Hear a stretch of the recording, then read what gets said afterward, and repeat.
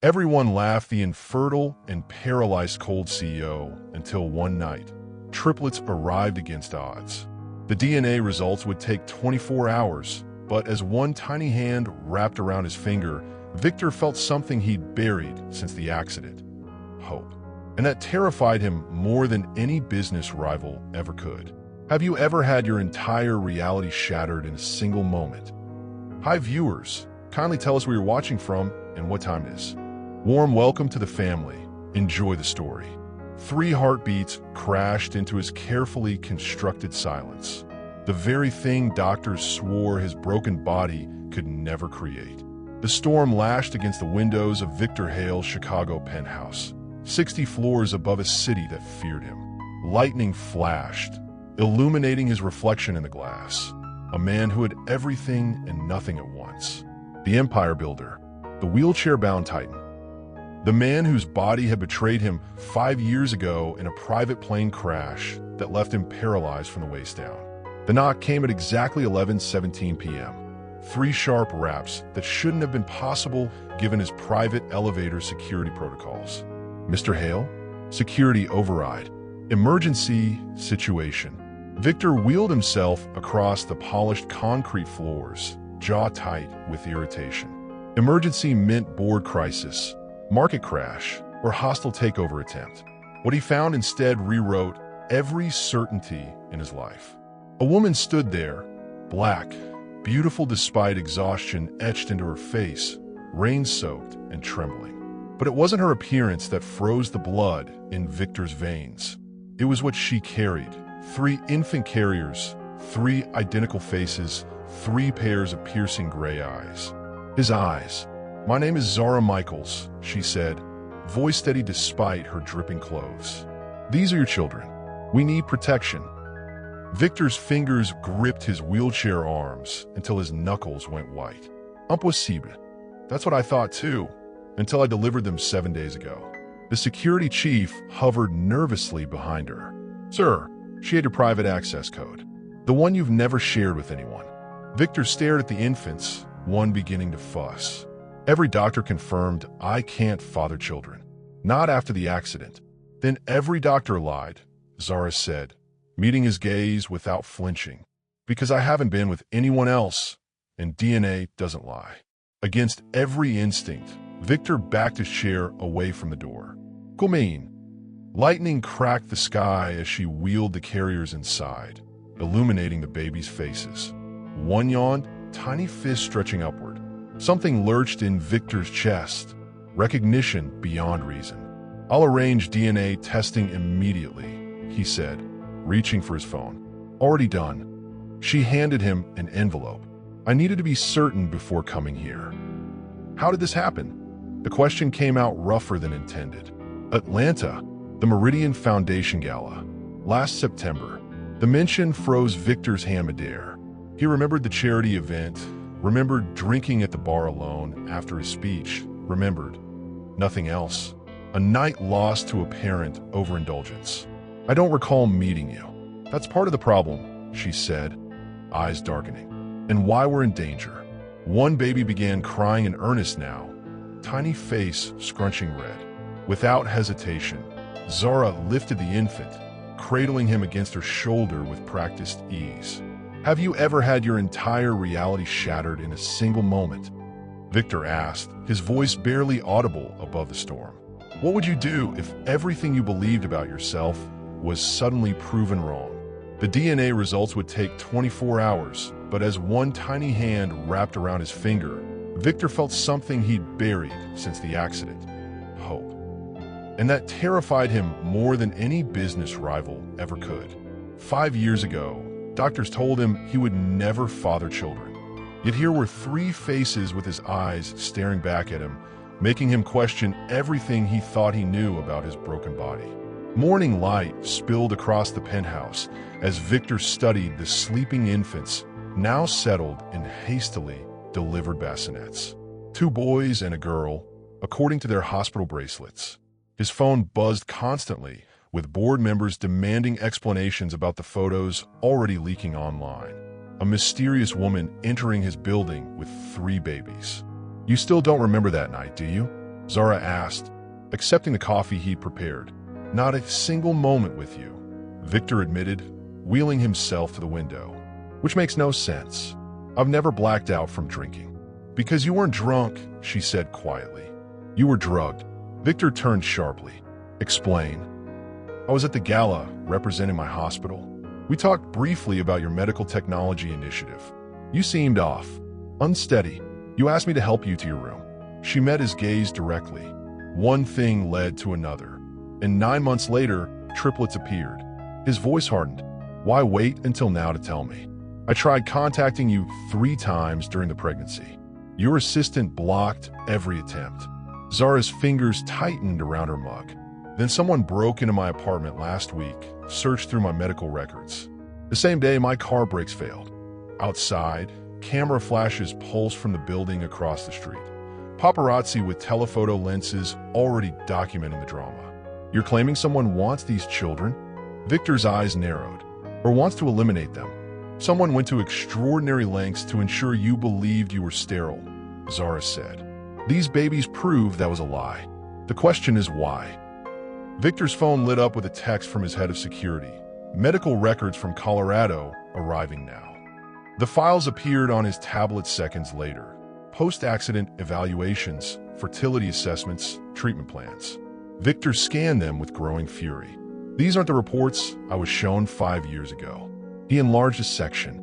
This shows sperm motility was temporarily affected, not permanently eliminated. Someone altered your medical information, Zara whispered. Made you believe you couldn't father children. One of the babies, the girl, began to stir, tiny legs kicking beneath her swaddle. Victor found himself drawn to her, fingers hovering above her perfect face.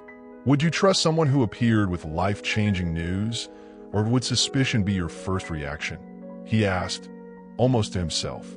What secrets have others kept from you that changed your path? As dawn broke over Chicago, his phone buzzed with the DNA results. But before he could open them, his head of security called with urgent news. Sir, someone from your medical team in Colorado just booked a flight out of the country. They're running. The test results confirmed what his heart already knew. These children were impossible. They were miracles, and most dangerously of all, they were his. 99.9% probability of paternity. Victor read aloud, the tablet screen illuminating his face in the dim morning light. Outside, rain continued to fall, as if the heavens themselves were trying to wash away 5 years of lies. Zara sat across from him, shoulders finally relaxing. Now do you believe me? What I believe, Victor said, setting down the tablet, is that we've both been manipulated. The question is why. He pulled up calendar records from the previous year. The Atlanta Gala. Show me exactly what happened. She closed her eyes, reconstructing the night. You gave your speech about medical technology innovations. Everyone wanted your attention afterward, but you slipped away to the bar. You looked exhausted, defeated. I remember that part, Victor admitted. The event was 3 months after my ex-fiancée left. First public appearance after the split. I approached you about my hospital's research program. You seemed interested, then suddenly unsteady. You asked if I could help you to your room. Zara's eyes opened, meeting his. I should have realized something was wrong. Your speech pattern changed. Your eyes weren't focusing properly. Victor's jaw tightened. And yet you seemed completely lucid when we reached your suite, she interrupted. Charming, attentive, nothing like someone drugged. Her cheeks flushed with the memory. I'd never experienced that kind of connection before. The memory hung between them, a night etched in her mind, completely erased from his. The next morning, he prompted. You were still sleeping when I left for my early flight. I left my card. Her expression hardened. A card your assistant later claimed never existed. Victor wheeled himself to the windows, watching raindrops race down glass. So someone drugged me, ensured we'd connect, then erased all evidence of our meeting. He turned back. Were you taking fertility treatments at the time? Zara stiffened. How did you know that? Because the odds of triplets naturally are astronomically low. The odds of triplets with a supposedly infertile father? Impossible, unless someone manipulated both of us. One of the baby boys began crying. Zara lifted him gently, her medical training evident in her confident handling. I was in Atlanta for medical treatments, she admitted. Egg harvesting for future use. I'd frozen several eggs already and was completing a final round before my 35th birthday. Victor's phone chimed with an alert. My security team found something. The medical center in Colorado just flagged unusual access to my records last year. Multiple logins from unauthorized terminals. He opened the attached video file. Security footage from the medical facility showing a familiar figure entering after hours. That's Michael Chun, Victor said, voice cold. My CFO. When was the last time you experienced a miracle no one can explain? Zara asked quietly, rocking the baby. Something that defied everything you were told was impossible? Victor reached for the phone. We need to secure these records before they disappear. And then we hunt down whoever lied to me about my body, my future, and my children. His hand found hers across the table as 3 bassinet signals blinked quietly nearby. I need to know everything, he said, voice raw with emotion. And then we hunt down whoever lied to me about my body, my future, and my children. He built an empire by trusting no one. But now he had to invite a stranger and 3 newborns into his fortress or risk losing the family he never thought possible. The guest suite is through there, Victor said, wheeling ahead of Zara down the hallway. I've ordered everything the babies might need. It should arrive within the hour. Zara followed, one sleeping infant cradled against her chest.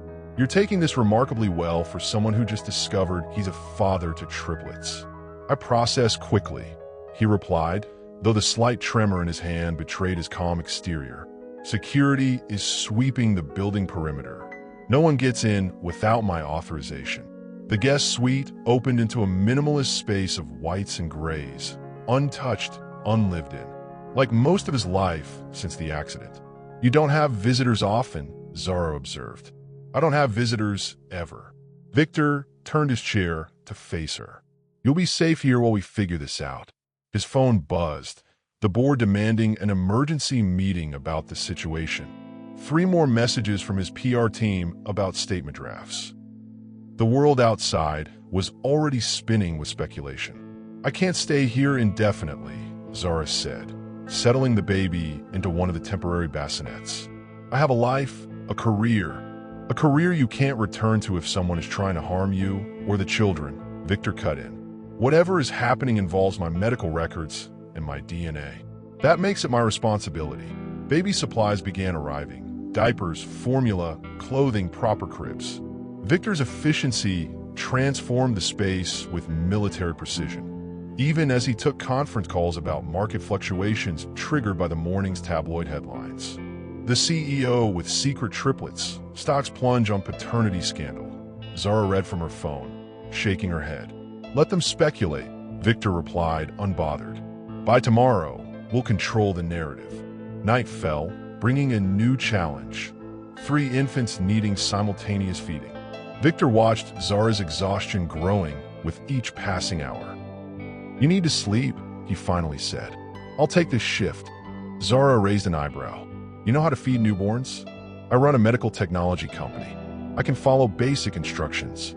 His attempt at humor felt foreign on his lips. Surprisingly, he managed well, positioning each infant carefully, testing formula temperature, managing burping with unexpected patience. Zara watched briefly before exhaustion pulled her under. How quickly have you had to adapt when life threw the unexpected at you? Victor murmured to the baby girl in his arms, her tiny fingers wrapped around his thumb. Have you ever had to completely reinvent your life overnight? The midnight feeding left them both exhausted on the living room couch, her head accidentally dropping onto his shoulder as they finally succumbed to sleep. Neither noticed the lone figure in the building across the street, photographing them through a telephoto lens, someone who knew exactly how these babies came to exist. The doctors who pronounced him sterile were now fleeing the country, not because they were wrong, but because they had orchestrated the biggest medical fraud in history. Dr. Kenneth Rivera boarded a flight to Zurich 6 hours ago, Victor said, scrolling through the security report on his tablet. 3 days after the babies were born. Coincidence? He was your primary physician after the accident? Zara asked, bottle feeding one of the boys while Victor handled his sister. He led the team that told me I'd never walk again or father children. Victor's jaw tightened. His exact words. Your reproductive function is permanently compromised. Dawn light spilled across the penthouse as they pieced together the fragments of betrayal. Victor had barely slept, reviewing years of medical reports with new suspicion. Look at this, Zara said, pointing to a lab report. These hormone levels don't match the fertility conclusion, not even close. Her medical training allowed her to spot discrepancies he'd missed. They falsified everything, Victor realized, anger burning cold. But why? What possible reason? His phone rang, the secure line few people had access to. Victor, Michael Chen's voice, tense and hurried. We need to discuss the board meeting. The photos are everywhere. Your paternity situation has shareholders panicking. Interesting choice of words, Michael. Paternity situation. Victor's voice dropped dangerously low. Come to the penthouse. Now. He ended the call, turning to Zara. My CFO is coming up. I need to see his reaction to the babies. You think he's involved? I think he was in Colorado the week after my accident. Victor pulled up security footage on his tablet, accessing medical areas where he had no business being. 30 minutes later, the elevator doors opened. Michael Chen, impeccably dressed, perpetually composed, stepped into the penthouse. His eyes went immediately to the infant in Victor's arms. So it's true, he said, expression unreadable. Did you think the DNA would lie? Victor asked quietly, watching every micro-expression. Michael's gaze flickered to Zara, then back to Victor. The board is concerned about succession implications. 3 heirs changes everything.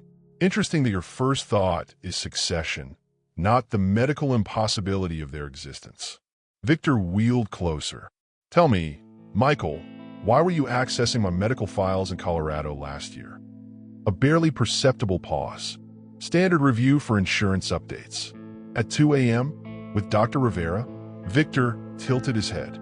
The same doctor who just fled to Switzerland? Michael's composure cracked, just enough. Victor, there are things you don't understand. Like how a paralyzed man, supposedly incapable of fathering children, now has 3 infants with his DNA? Victor's voice remained deadly calm. Or how my CFO appears on security footage handling my medical files after hours? Have you ever discovered someone deliberately held you back from your potential or happiness? Zara asked suddenly, her eyes fixed on Michael. How did you respond when you uncovered their deception? Michael's phone chimed. He glanced down, face paling as he read the message. I need to go, he said, backing toward the elevator.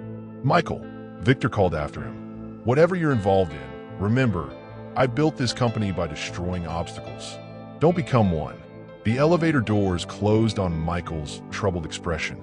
He's running straight to whoever's behind this, Zara said. Good, Victor replied, eyes cold. Let him lead us right to them. The email from his former doctor arrived at 3 a.m. They made me lie to you. It wasn't just about the paralysis, it was about your bloodline. Some people would pay anything to prevent a Hale heir.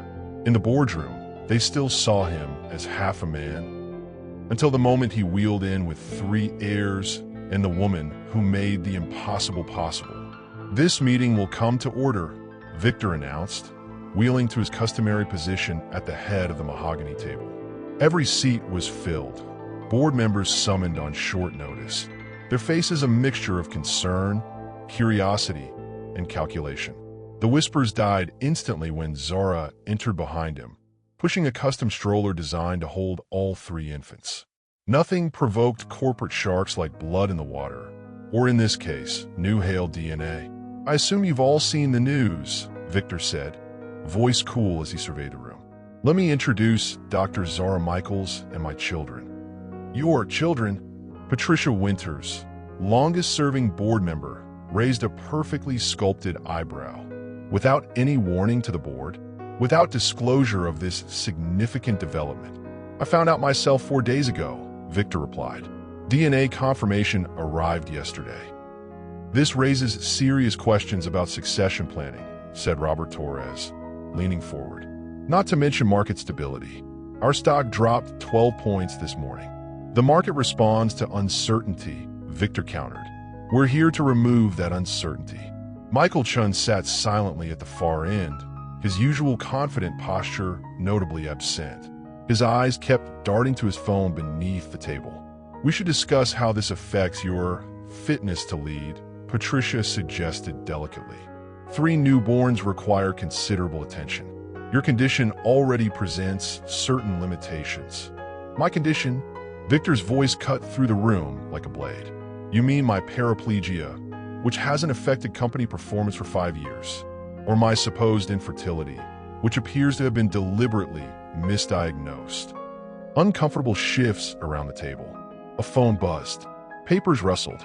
Someone falsified my medical records, Victor continued. Someone wanted me to believe I couldn't father children. I'm investigating why. This sounds rather paranoid, Robert muttered. Does it? Zara spoke up, stepping forward. Dr. Kenneth Rivera fled the country immediately after these babies were born. Medical records were accessed after hours. Quite the coincidence. And who exactly are you to address this board? Patricia asked coldly. A Harvard-trained physician with expertise in reproductive medicine, Zara replied without blinking. And someone who recognizes a medical conspiracy when she sees one. Victor tapped his tablet, projecting hospital security footage onto the screen. This is Michael Chun accessing my medical files in Colorado. Care to explain, Michael? Every head turned toward the CFO, who had gone pale. I was protecting company interests, Michael managed. By hiding my fertility status? By ensuring I believed I had no future beyond this company? Victor's hand settled possessively on Zara's back as he spoke. This ends now. Would you feel threatened if someone you'd written off suddenly proved more capable than you imagined? Victor asked the silent room. Has anyone here been hiding behind my wheelchair, thinking it limits me? As they left the stunned boardroom, his phone buzzed with a text from an unknown number. Your fiancée didn't leave because of your paralysis. She was paid to go by the same person who wanted you declared sterile. She remembered every detail of their night together in Atlanta. He remembered nothing, and the gap between their memories held a truth more dangerous than either imagined. Tell me everything about Atlanta, Victor said, wheeling onto the penthouse balcony where Zara stood watching the city lights. The babies were finally asleep, monitors glowing softly in the living room behind them. You really don't remember any of it? She asked, wrapping her arms around herself against the evening chill. Not a single moment. His jaw tightened. I remember giving my speech, having 2 drinks at the bar, then waking up alone the next morning thinking I'd overdone it. Zara took a deep breath. I was at the gala representing Chicago Memorial's Fertility Research Department. We've been granted an award for our work preserving fertility options for cancer patients. And we met at the bar. You were alone, despite everyone wanting to talk to you. I needed donor support for a program, so I approached you. She smiled faintly at the memory. You were different than I expected. Less corporate robot, more human. Victor's eyes narrowed. When did you notice something was wrong? You set your drink down and suddenly seemed dizzy. You asked if I could help you to your room. She met his gaze directly. I should have called medical help, but you insisted you were fine, just tired from travel. In the elevator, you seemed to improve, became more focused, more present. The Atlanta hotel materialized through her words. The rain against floor-to-ceiling windows, the charity gala's aftermath. Victor closed his eyes, trying to force memories that remained stubbornly absent. In your suite, you were charming, attentive. We talked about medical innovation for hours. Then, her voice softened. The connection between us felt real. You were nothing like the cold businessman from the magazines. Did I seem drugged during our encounter? He struggled to keep his voice neutral. No, that's what's so strange. You were completely present, responsive. It wasn't until the next morning that I wondered if something had been off. What happened when you left? I had an early flight. You were still sleeping. I left my card on the nightstand with a note. Her eyes hardened. A note your assistant later claimed never existed when I tried to reach you about the pregnancy. Victor's hands gripped his wheelchair arms. Someone drugged me, ensured we'd meet, then erased all evidence. Why target us specifically? Zara hesitated. There's something else. I was in Atlanta, not just for the gala. I was there for an egg harvesting procedure scheduled for the morning after we met. His head snapped up. What? Final round of egg freezing before my 35th birthday. Standard procedure, planned months in advance. Understanding dawned in her eyes. The timing can't be coincidence. Someone knew your medical schedule, Victor said slowly. Someone wanted your eggs and my sperm to meet. Someone engineered these children. Lightning flashed across the sky, illuminating the horror in Zara's face. Has your memory of a significant moment ever differed dramatically from someone else's? Victor asked quietly. How did discovering the truth change your perspective? Rain began to fall as the pieces aligned into a pattern too deliberate to deny. Victor moved closer, drawn to her despite the swirling questions. Their connection might have been orchestrated, but the emotions now building between them were entirely real. His hands framed her face as realization dawned. You weren't just a random woman that night, he whispered, voice breaking. You were selected. Your egg harvest procedure was scheduled the very next day. Someone planned this entire conception. The trail of medical records led to the one person he trusted most, his childhood friend who sat beside his hospital bed after the crash and promised to protect his interests. Michael isn't answering his phone, Victor said, setting down his tablet where emails to his CFO showed as delivered but unread. He's gone dark since the board meeting. Zara looked up from feeding one of the twins. You really think he engineered all this? Your best friend. Former best friend, Victor corrected, wheeling to the windows where Chicago sprawled below, oblivious to the conspiracy unfolding in the penthouse above. And yes, the evidence points directly to him. Security footage played on the living room screen. Michael entering the Colorado hospital wing after hours, speaking with doctors, handling documents. The betrayal unfolded in high-definition clarity while 3 babies slept peacefully down the hall. Victor's phone rang, a number he didn't recognize. Mr. Hale, a woman's voice, professionally detached. This is Dr. Evelyn Park from Chicago Memorial's fertility clinic. I believe we need to talk about Dr. Michaels. Victor put the call on speaker. About what specifically? About irregularities in her egg harvesting procedure last year. I've been reviewing records after noticing unusual access patterns. Zara stiffened, moving closer to the phone. Dr. Park, this is Zara Michaels. What irregularities? A pause. Dr. Michaels, I didn't realize you were with Mr. Hale. The system shows more eggs were harvested than documented in your patient file. 3 eggs specifically were diverted to a separate protocol code. Victor and Zara exchanged glances. Who authorized this diversion? He asked. That's why I'm calling. The authorization came from a research grant connected to Hale Medical Technologies, specifically from Michael Chun. The pieces locked into place with terrible clarity. Michael hadn't just accessed Victor's medical files. He'd actively managed the creation of these children. Dr. Park, we need those records secured immediately, Victor ordered. My security team will contact you within the hour. After ending the call, silence filled the penthouse, broken only by soft baby noises from the nursery. He stole my eggs, Zara finally said, voice hollow. He took your genetic material. He created our children without our knowledge or consent. The question remains why, Victor replied. What does Michael gain from creating Hale heirs? His secure email pinged with a message from his investigator. Banking records showing millions flowing through offshore accounts connected to Michael Chun, with payments coinciding with Victor's accident and subsequent medical treatment. Someone paid him, Victor said, displaying the records. Handsomely, Zara's fingers traced the transaction dates. Look at this payment.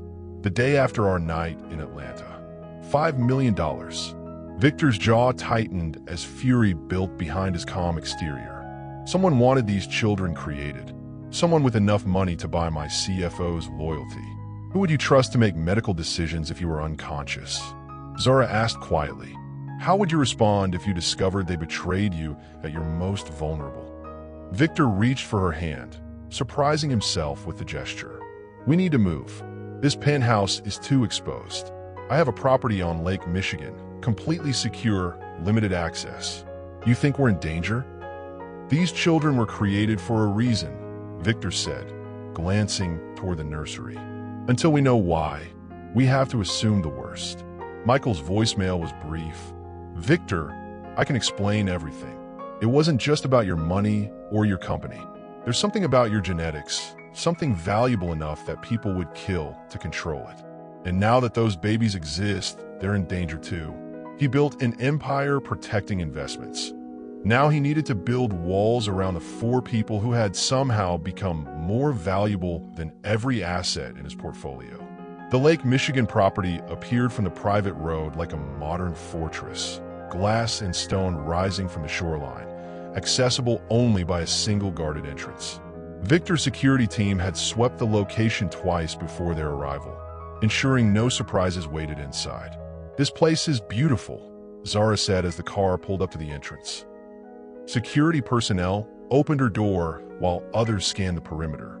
The babies slept in their carriers, undisturbed by the transition. I built it after the accident, Victor explained as they entered, when I needed space away from everyone's pity. Floor-to-ceiling windows showcased the lake, waves crashing against rocks below. Unlike the stark penthouse, this space held warmth, natural woods, comfortable furnishings, a home rather than a statement. You actually live here, Zara observed, noting the well-used kitchen, books left open on side tables. This is where I come to remember who I was before the wheelchair, Victor admitted, before I became a balance sheet instead of a man. The nursery had been prepared with military efficiency. 3 cribs, changing tables, rocking chairs, monitors. Everything positioned for maximum security and comfort. Victor had thought of everything. You're good at this, Zara said, watching him check the baby monitors. The protective father role. I protect what's mine. He paused, realizing how possessive that sounded. I mean, I know what you mean. Her smile softened the moment. They are yours, ours. Night fell, painting the lake with moonlight. After settling the babies, they found themselves on the deck, the water spreading before them like black glass. Security lights illuminated the property perimeter, a constant reminder of potential threats. Tell me about your life before all this, Victor said, breaking the comfortable silence. Single doctor, focused on career, working with fertility patients while freezing my own eggs for someday. She laughed softly. Someday arrived rather dramatically. Any regrets? He asked carefully. Zara considered the question, looking toward the nursery wing. About the babies? No. About how they came to be. Many. And about me? The question escaped before he could stop it. Their eyes met in the moonlight. 5 days ago, they'd been strangers. Now they shared 3 children and a conspiracy that bound them together whether they chose it or not. I'm still deciding, she admitted, but moved closer to his chair. The lake house windows reflected moonlight across water, creating silver pathways that vanished into darkness. Inside, for the first time since 3 impossible babies arrived on his doorstep, they moved as a unit. Not 2 strangers connected by circumstance, but something with a dangerous shape of family. When his hand found hers, neither pulled away. When he pulled her gently onto his lap, she came willingly. When their lips met, the kiss felt like coming home to a place neither had known existed. I wanted to do that since you walked into my penthouse, he confessed against her mouth. Even with 3 screaming reasons to run the other direction, she teased, but her fingers tightened in his shirt. What began as comfort transformed into hunger, months of isolation melting under shared touch. His bedroom witnessed barriers falling, physical limitations becoming strengths, vulnerability becoming power. Their bodies found a language beyond the conspiracy that brought them together, writing a new story with each touch. What lengths would you go to protect those who unexpectedly became precious to you? Victor whispered against her skin as they lay tangled together afterward. Have you ever found yourself fiercely defending something you never planned to care about? As she slept beside him, his secure phone pinged with results from the deep genetic testing he'd ordered on himself and the triplets. What he read made his blood run cold. A genetic anomaly so rare it appeared in fewer than 50 people worldwide, with regenerative properties worth billions to the right pharmaceutical company. His blood held the key to curing degenerative diseases. And now his children carried the same genetic anomaly that made them priceless to medicine and targets for those who would exploit them. "Look at this," Victor said, spreading medical reports across the dining table as morning light spilled through the windows. "My genetic testing from 5 years ago compared to last week's results." Zara leaned over the papers, medical training kicking in as she analyzed the data. "This can't be right. These markers show active neural regeneration. That's not possible in adults." "Not possible in normal adults," Victor corrected. "My doctors noted unusual recovery patterns after the crash, but attributed it to experimental treatments. Because no one would believe the alternative." Zara traced the genetic sequence with her finger. "Your body is literally repairing nerve damage that should be permanent." Victor wheeled to the window, looking out at the lake. "After the accident, they said I'd never have any sensation below the injury site. Within a year, I regained partial feeling. They called it a miracle." "It wasn't a miracle," Zara said, still studying the reports. "It was your DNA. And now our children carry the same genetic markers," Victor finished, "at 3 times the concentration." The medical lab results spread across the dining table. Charts, proteins, markers highlighted in yellow, each page documenting how his blood rebuilt damaged cells at rates that defied medical understanding. The same miracle now flowing through 3 tiny bodies down the hall. "That's why Michael arranged our meeting in Atlanta," Zara realized. "Why he tampered with your medical records. He wasn't trying to prevent Hale heirs. He was trying to create specific ones. With your medical background and my regenerative anomaly," Victor agreed. "The perfect genetic combination. But why the deception? Why not just ask us to participate in research?" Victor's laugh held no humor. "Because my genetic profile is worth billions to pharmaceutical companies. Controlled tissue regeneration, neural pathway restoration, the applications are endless. And our children show even stronger markers," Zara whispered, horror dawning in her eyes. 3 perfect little test subjects. The secure phone rang. Victor's private investigator. "Mr. Hale, we found Michael Chun. He's holed up at his lake house in Wisconsin. Security cameras show he's not alone. There's a woman with him." "Description?" Victor demanded. "Blonde, mid-30s. Records show she arrived on a private jet registered to Meridian Pharmaceuticals." Victor's grip tightened on the phone. "Send me everything you have on Meridian." After ending the call, he turned to Zara. "Meridian Pharmaceuticals sponsored the Atlanta Gala where we met. Their CEO is Eleanor West. Your ex-fiancée," Zara said, the final piece clicking into place. "The woman who left me after my accident," Victor confirmed, claiming she couldn't handle my condition. "The woman who now appears to be working with Michael. If your body contains something that could save millions but endanger your family, what would you choose?" Zara asked quietly, moving to his side. "Where would you draw the line between personal safety and greater good?" Victor's answer was interrupted by the security alarm blaring through the house as monitors showed 3 figures approaching from the lake. "They found us," he said, pulling her close. "And we're not running anymore."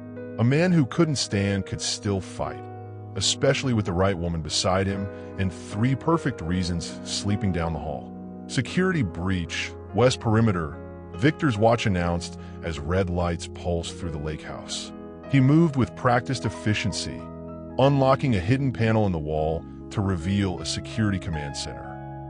There, he pointed to monitors showing 3 figures in tactical gear moving across the property. "They're avoiding the main sensors."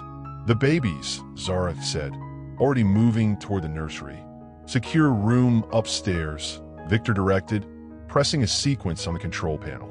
"Hidden entrance in the master closet. Take them there." The house security system bathed the interior in pulsing red as he maneuvered his wheelchair with tactical precision. Despite his paralysis, Victor projected absolute control, a predator in his territory. "What about you?" Zara asked, lifting the first baby from his crib. "I'm going to welcome our guests." His voice carried a dangerous edge she hadn't heard before. "Go, now." While Zara hurried the infants to safety, Victor activated additional security protocols. Steel shutters slid silently over windows. Hidden panels on the walls exposed weapons caches. Defense mode activated, the system confirmed. Watching the intruders approach, Victor recognized the lead figure instantly. Michael Chun moved with the confidence of someone who believed he held all the cards. "Let's correct that assumption," Victor murmured, tapping commands into the system. The moment the intruders breached the patio door, hidden sprinklers activated. Not water, but a colorless, odorless compound that would slow reaction times within seconds. "Victor," Michael called out, moving through the living room with two armed men. "We just want to talk." "Funny way to start a conversation," Victor replied from the shadows, voice echoing through the house sound system. Breaking in with armed men.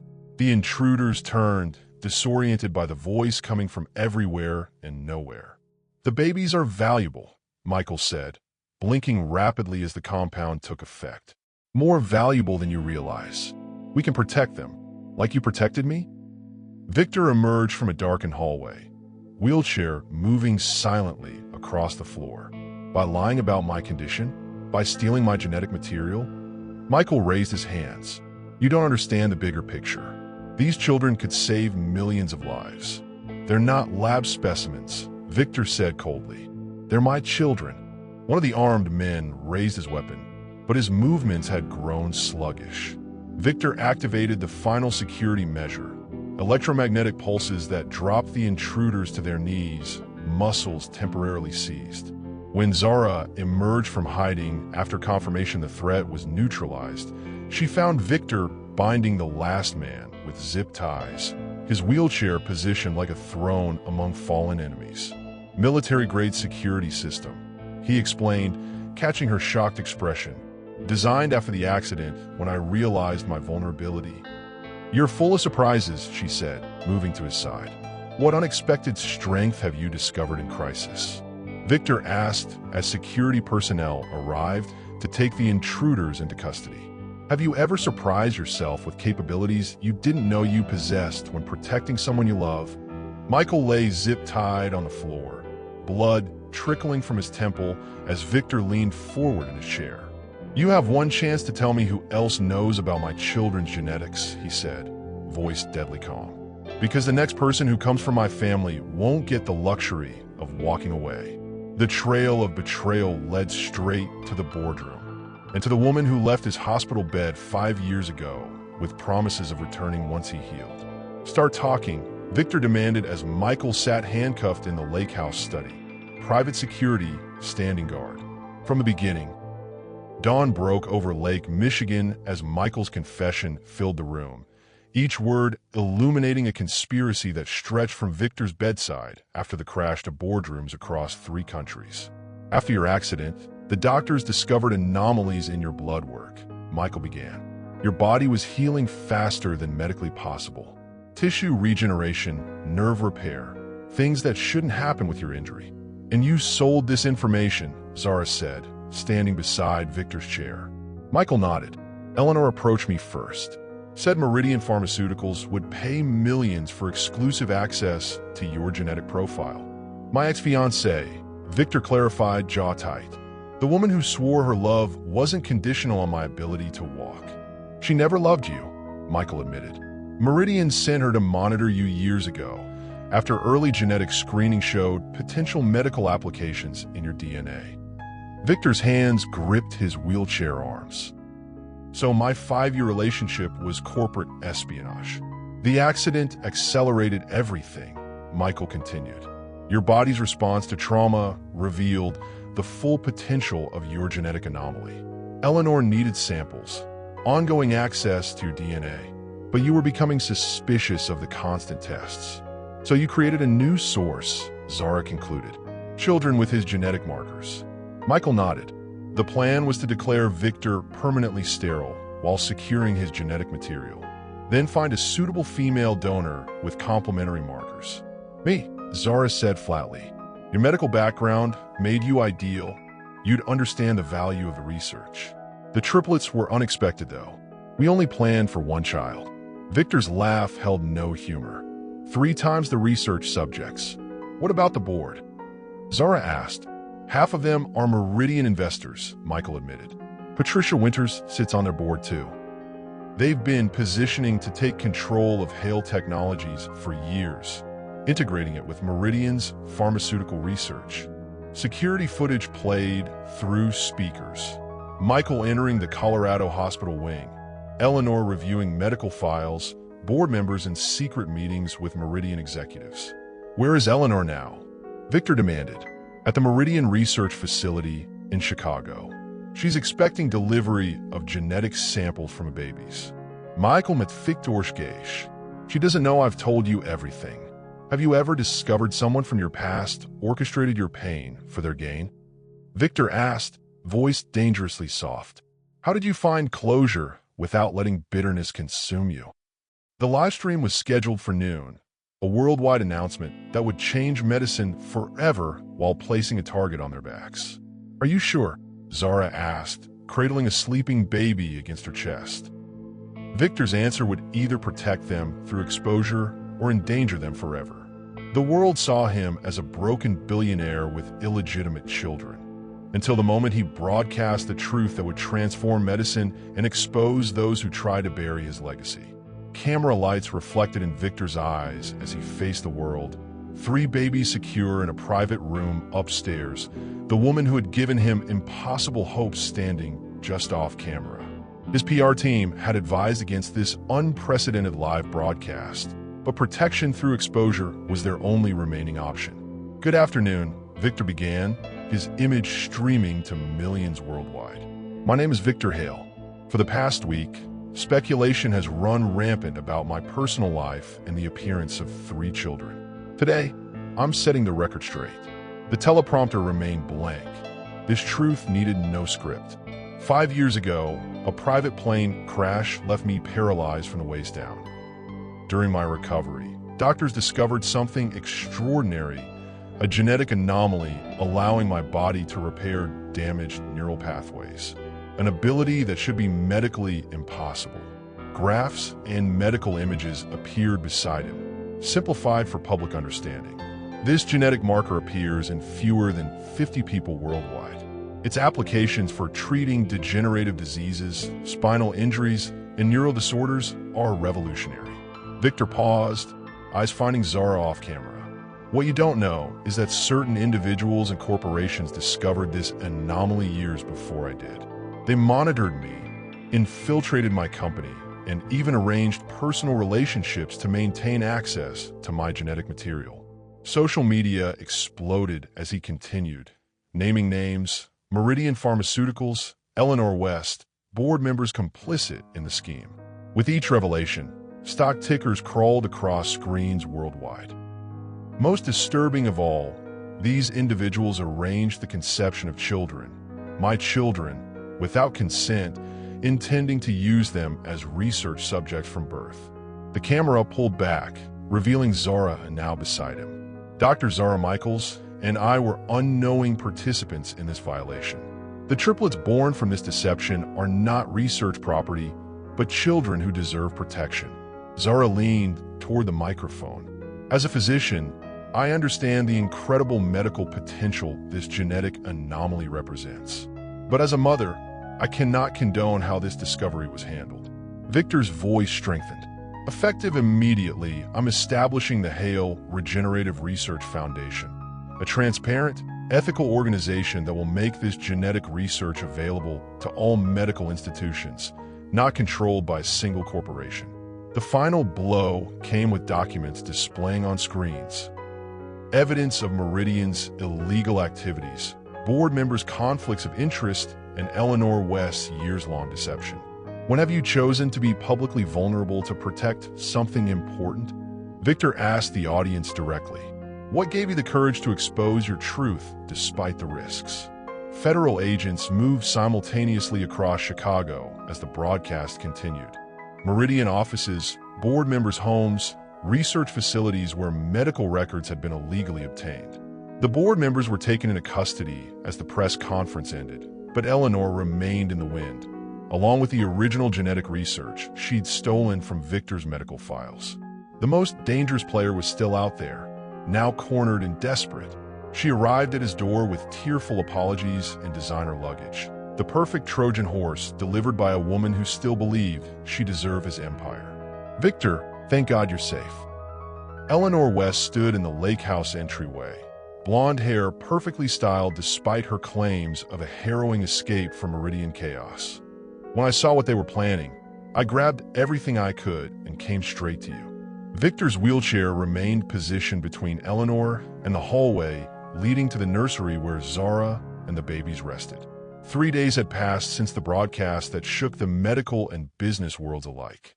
"Interesting timing," Victor observed, studying the woman who had once shared his bed, his home, his trust. "Federal agents at Meridian's door, and suddenly you're on my side." "I've always been on your side." Tears welled in Eleanor's eyes, perfect, calculated drops that never quite fell. "I infiltrated Meridian to gather evidence. Everything in that briefcase proves it." The Louis Vuitton case sat between them like a peace offering. Security had already scanned it for weapons or tracking devices, but allowed its contents through. 5 years of deception for my protection," Victor said flatly. "Including leaving me after my accident. I had to make it convincing."